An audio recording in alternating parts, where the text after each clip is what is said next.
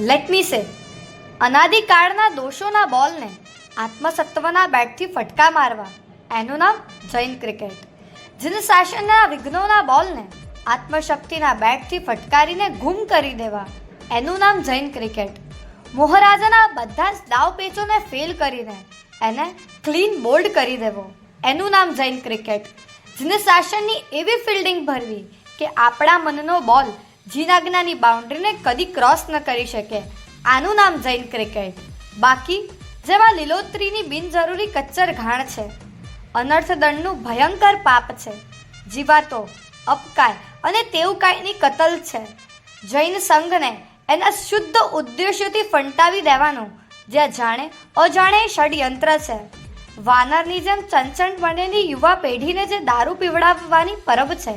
શ્રી સંઘ શાસનના સળગતા પ્રશ્નોની અને ઉપક્ષિત કાર્યોની જે ક્રૂર મશ્કરી છે, તે જૈન ક્રિકેટ શી રીતે હોઈ શકે? મને કહેવા દો કે જૈનને નહીં સમજેલા જૈન દ્વારા જૈનના નામે જૈનનો જે દાટ વળી રહ્યો છે, એના પાપનો એમને કોઈ અંદાજ જ નથી.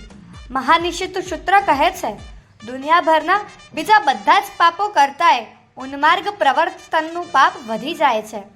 દુનિયાભરના બીજા બધા જ પાપોનો સરવાળો કરો, એના કરતાંય ઉન્માર્ગ પ્રવર્તનનું પાપ વધી જાય છે.